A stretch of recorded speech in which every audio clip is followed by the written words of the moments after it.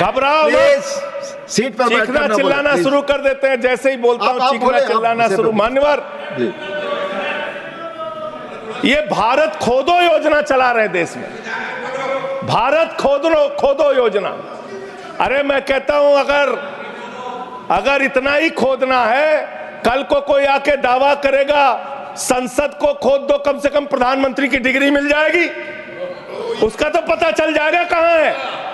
संसद खोद दो। ये भारत खोदो योजना बंद करो, इससे देश का विकास होने वाला नहीं है। आपने शिक्षा में क्या हालत की देश की। माननीय शिक्षा मंत्री जी यहां पे बैठे हुए हैं, मैं बताना चाहूंगा शिक्षा के स्तर को आपने कहां पहुंचा दिया। 11 लाख, अरे क्या क्या यहां बोला गया मैंने खूब सुना है, आप ही लोगों से सीखा है।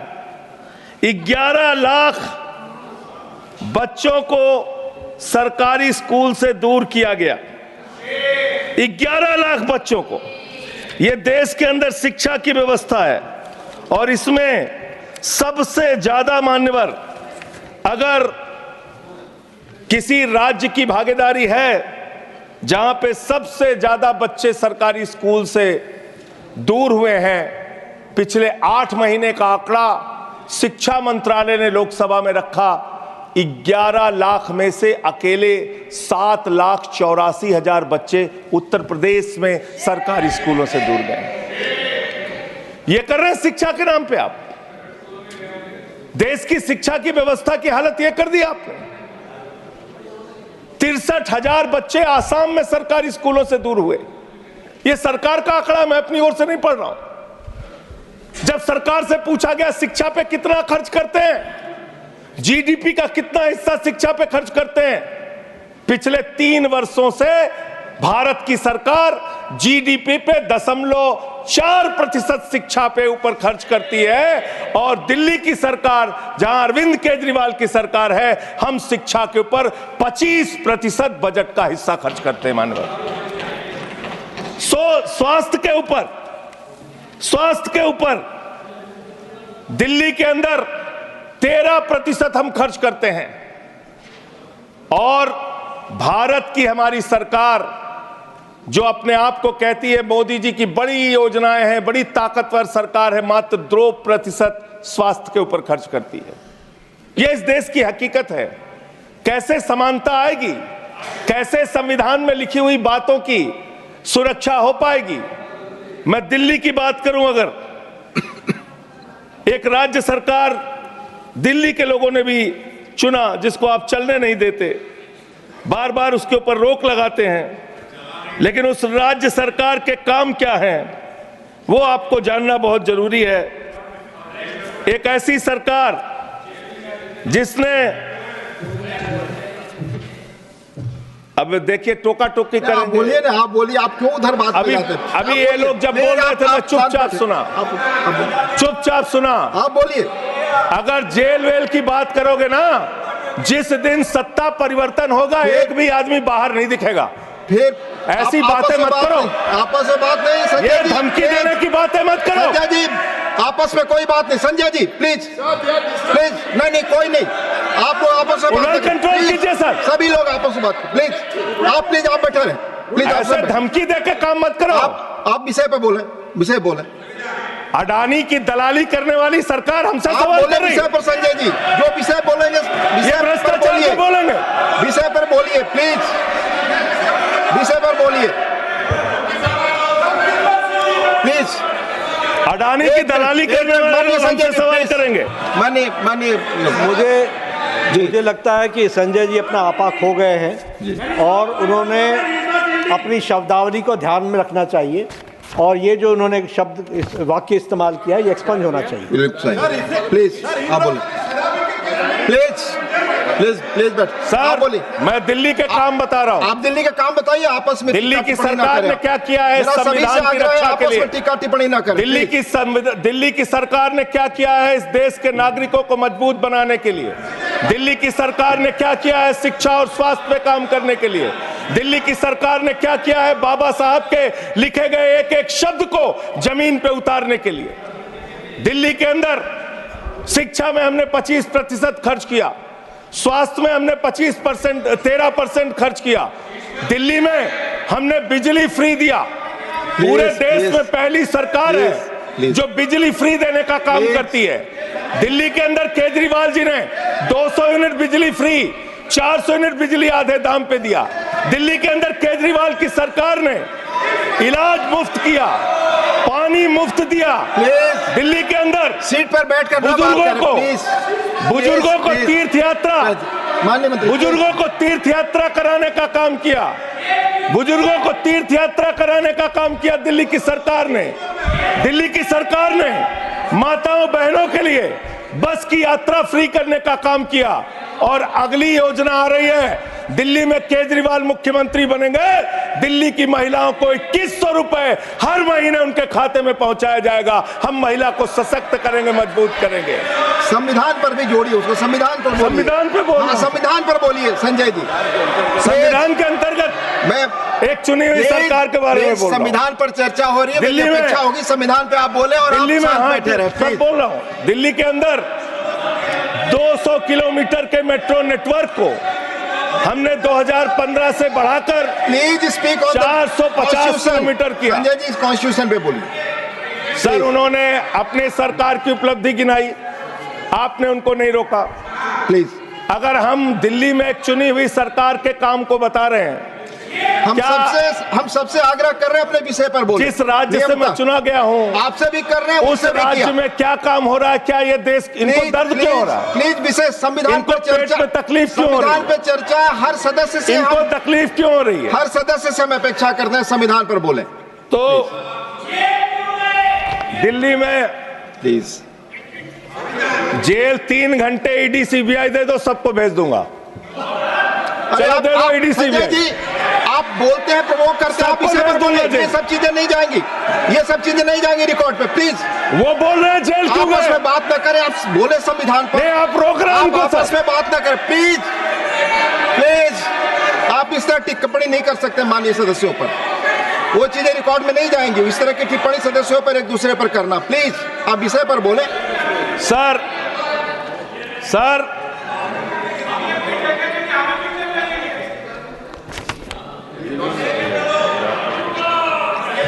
3 सर, आप ही का चेहरा दिख रहा है सर। नहीं, मेरा चेहरा नहीं, चेहरा आपका दिख रहा। आप बोलिए तो सर आप बोलिए। ये लोग भ्रष्टाचार के खिलाफ जब बोलते हैं, भ्रष्टाचार के खिलाफ जब बोलते हैं भाजपा के लोग, तो लगता है ओसामा बिन लादेन अहिंसा पे उपदेश दे रहा है। ये भ्रष्टाचार के खिलाफ बोलेंगे। 3,02,000 करोड़ रुपए का ठेका इन लोगों ने इलेक्टोरल बॉन्ड के नाम पे लिया सर।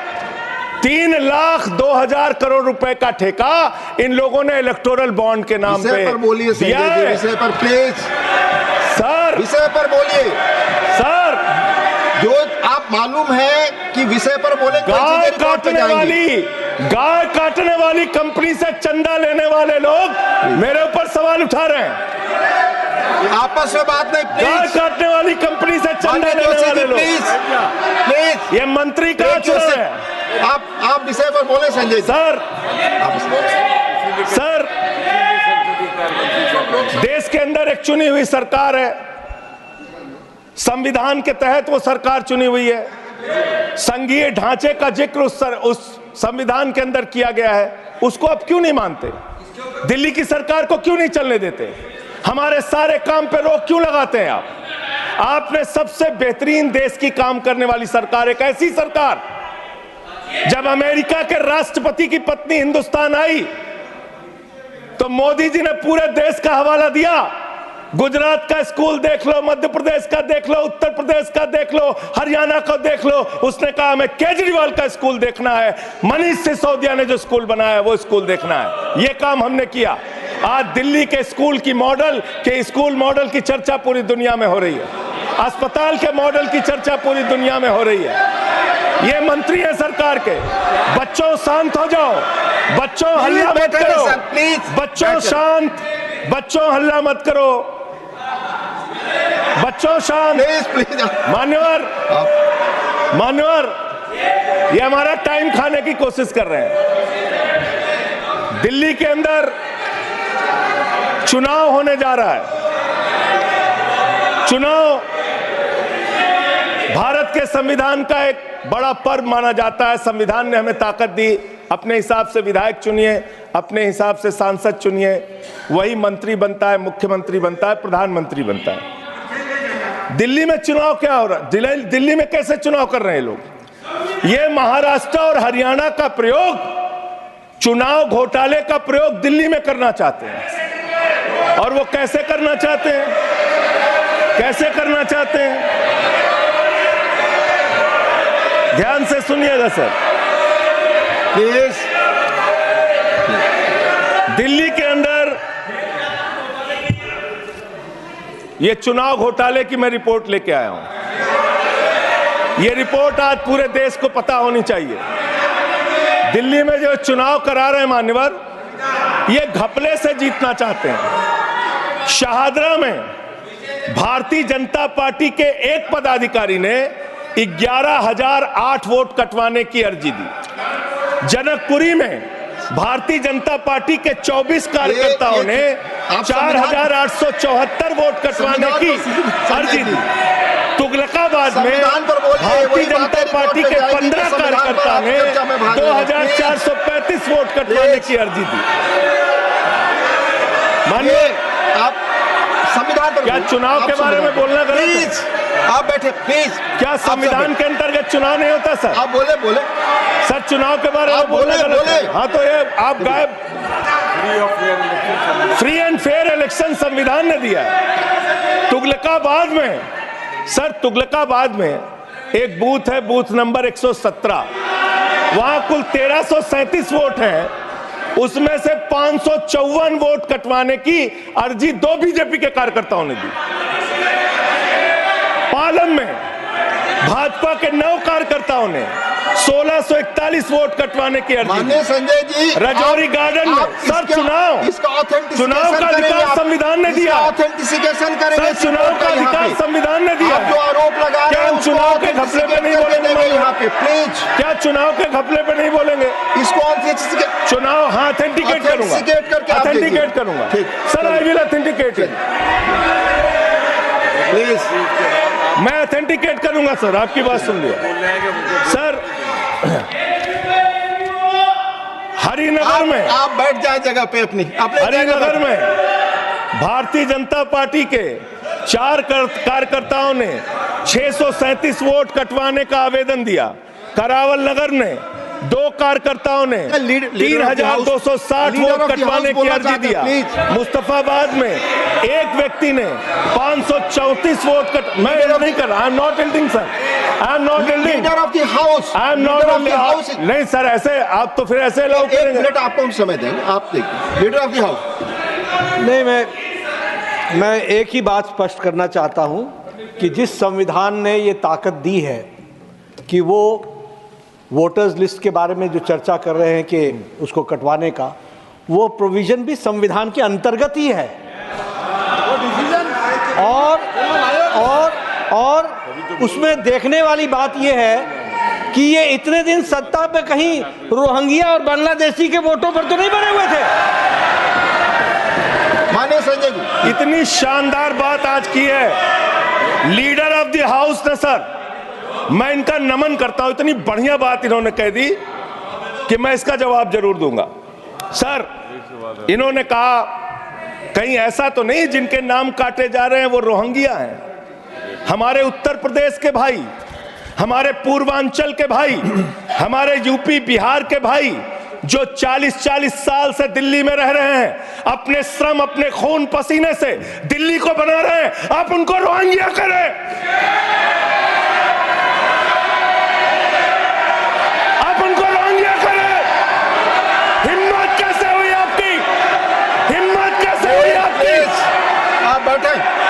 आप हमारे पूर्वांचल के भाइयों को रोहिंग्या कहेंगे, हिम्मत कैसे हुई आपकी? हिम्मत नहीं होनी चाहिए आपकी। आगे बोले। पूर्वांचल के लोगों को ये बांग्लादेशी कह रहे हैं। मैं नाम पढ़ रहा हूं, राम सिंह बसंत विहार में रहते हैं, उनका वोट कटवाया गया। राम प्लीज बैठ जाइए। बसंत विहार में बैठिए, रहते आप हैं। सब बैठिए, बैठिए। ये पता है सर, आपके सदन पर रखूंगा। ये हिंदू लोग हैं, हिंदू लोग हैं, इनका नाम राम है, इनका नाम राम है, राम, इनका नाम राम है, राम। प्लीज बैठे। छोटे लाल वर्मा, आप बैठे। छोटे लाल वर्मा, अंबेडकर नगर, बस्ती, आरकेपुरम, दिल्ली, इनका नाम कटवाया गया। सोनिया, अंबेडकर नगर, बस्ती, आरकेपुरम, इनका नाम कटवाने की अर्जी दी गई।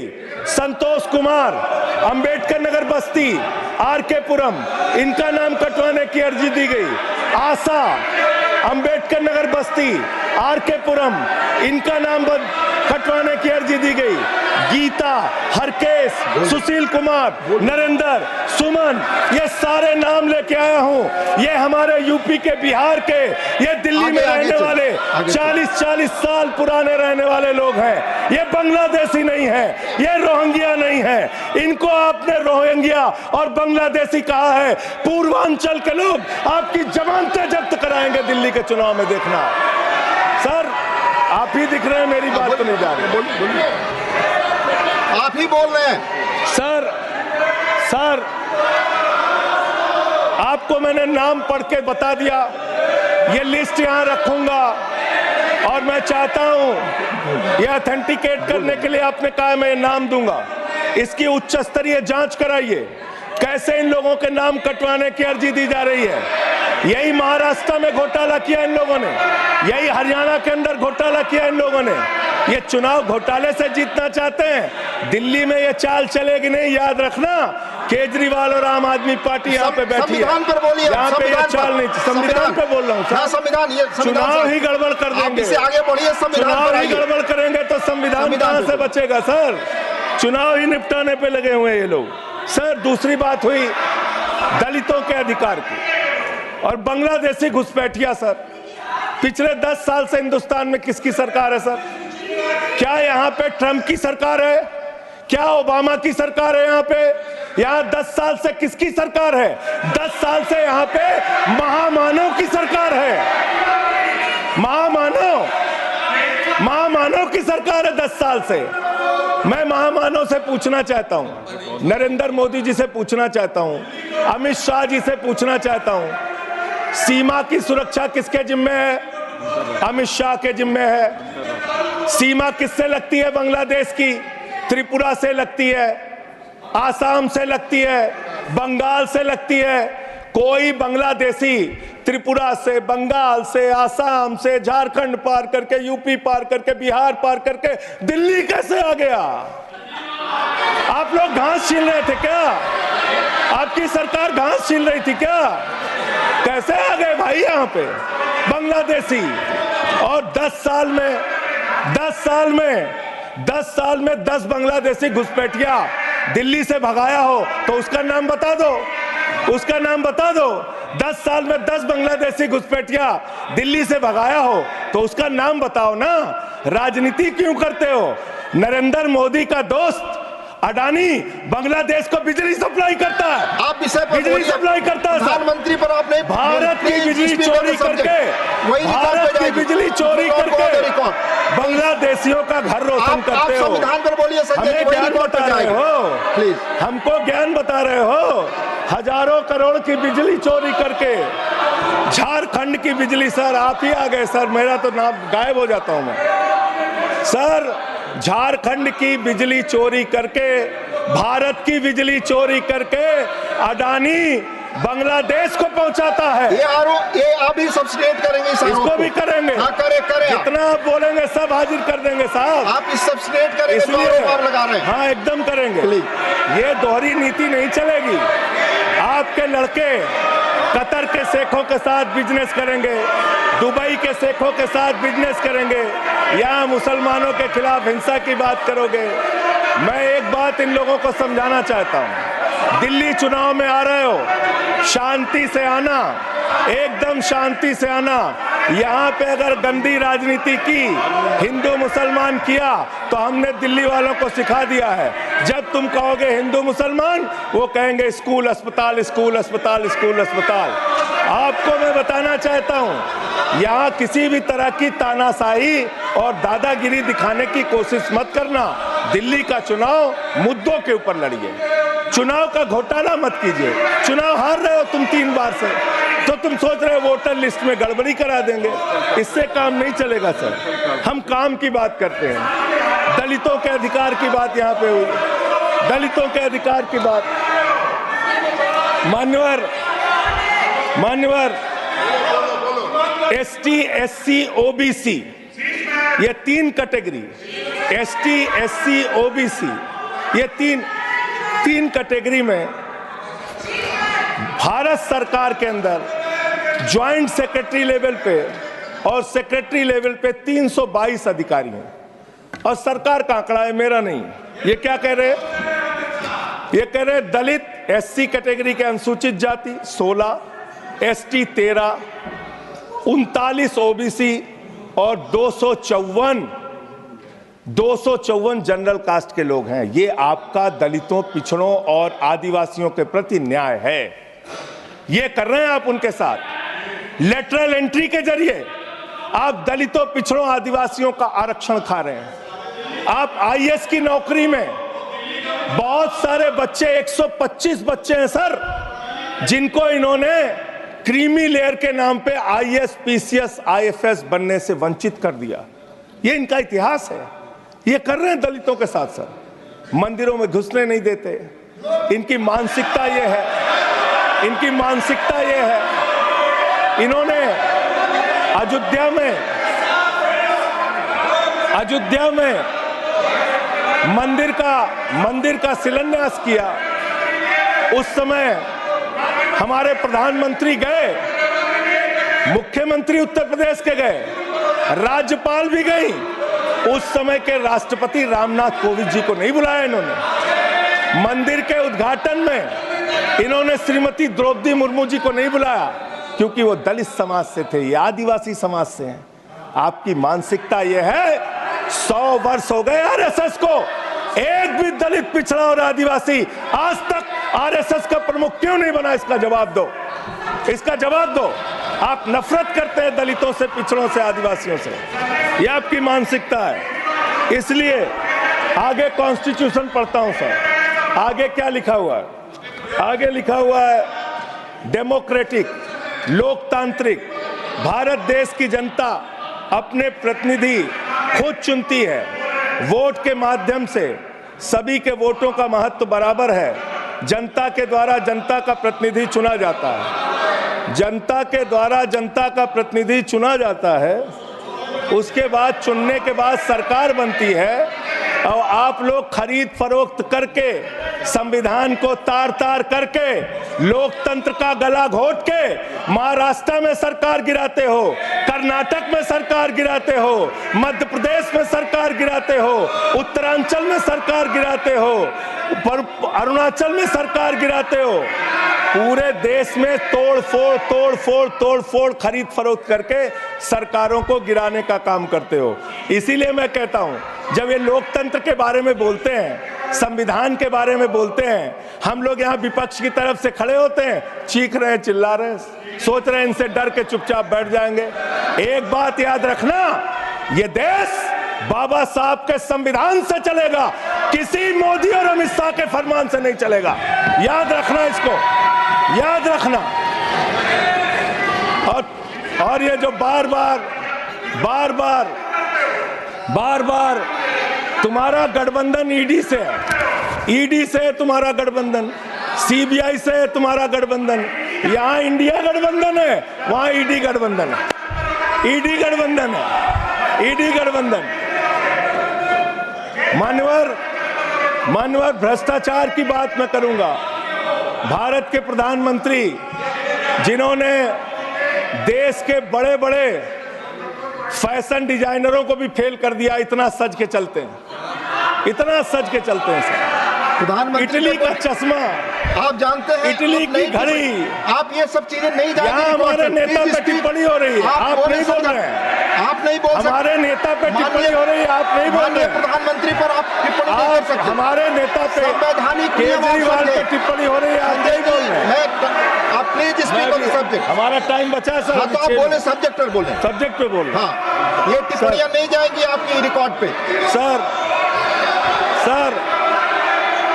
बच्चों शांत हो जाओ, बच्चों शांत हो जाओ, आप स्पीक बच्चों शांत, प्लीज स्पीक। बच्चों शांत हो जाओ बच्चों।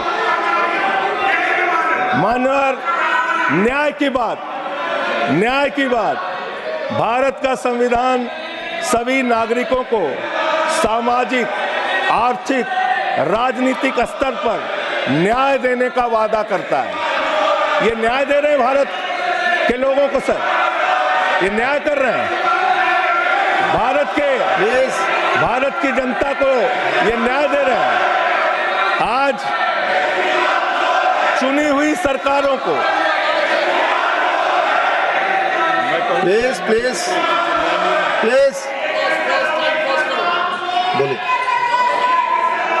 बोलिए अपने विषय पे बोलिए। सर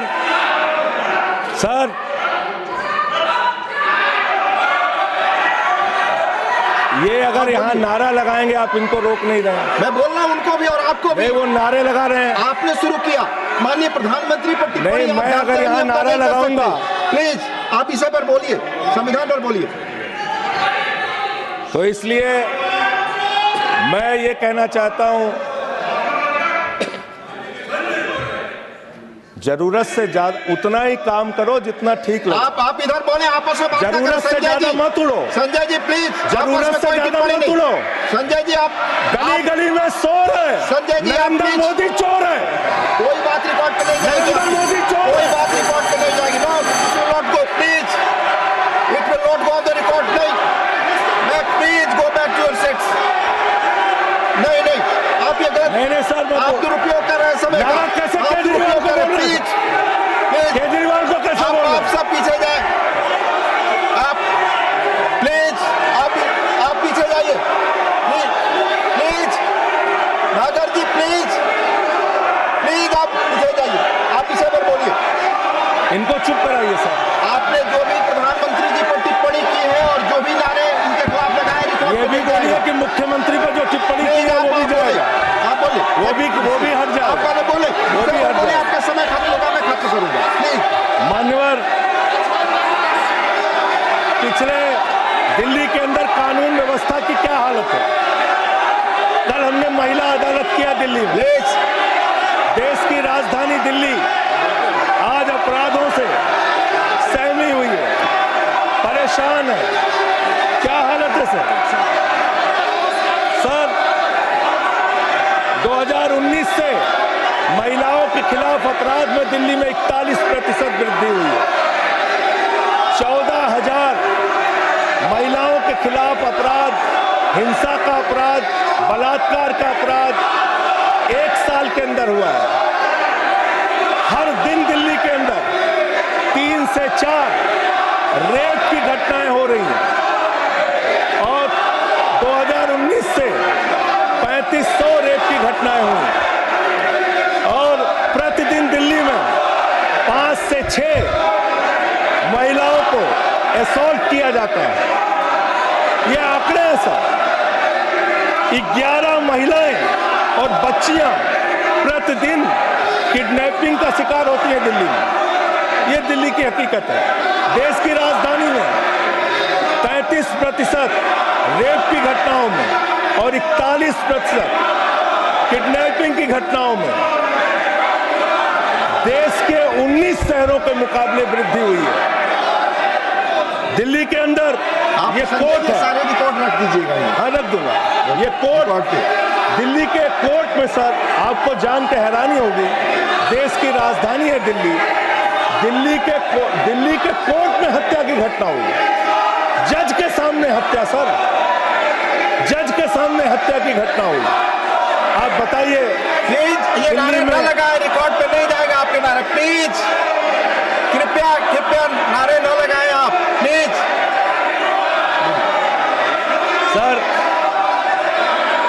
सर दिल्ली के अंदर कोर्ट में हत्या हुई।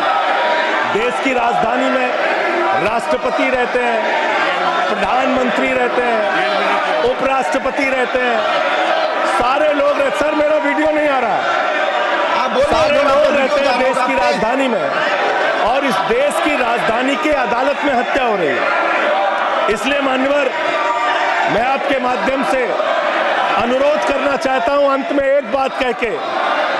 आज जब मैं आ रहा था, काशी लंका में रेहड़ी पटरी वालों की दुकानें तोड़ी जा रही हैं, गरीबों को उजाड़ा जा रहा है। जिस राजधानी दिल्ली में हम लोग रहते हैं सर, झुग्गी बस्तियों को तोड़ा गया, झुग्गी बस्तियों को उजाड़ा गया, और हर साल का आंकड़ा है, मैं आपके सामने रखा। मेरा आग्रह होगा प्लीज अपने सीट पर जाएं। प्लीज मान्यवर, एक बशीर बद्र की लाइन है, लोग टूट जाते हैं, लोग टूट जाते हैं। बस खत्म हो रहा है। लोगों के घर उजाड़े जा रहे हैं सर, फिर आप ही का चेहरा आ रहा है सर। गरीबों को घर उजाड़ा जा रहा है दिल्ली में। बशीर बद्र की एक लाइन के साथ अपनी बात को खत्म करूंगा। लोग टूट जाते हैं एक घर बनाने में, तुम तरस नहीं खाते बस्तियां जलाने में। लोगों को उजाड़ना बंद करो। तुमने अयोध्या में उजाड़ा, तुमने काशी में उजाड़ा, तुमने दिल्ली में उजाड़ा। ये बुलडोजर राजनीति से देश का भला होने वाला नहीं है। ये चीखने चिल्लाने से कुछ नहीं होने वाला है, और तुम्हारी तानाशाही के आगे झुकेंगे नहीं कभी। धन्यवाद। ये नारेबाजी लगा के धन्यवाद संजय जी, धन्यवाद, बहुत बहुत धन्यवाद। धन्यवाद।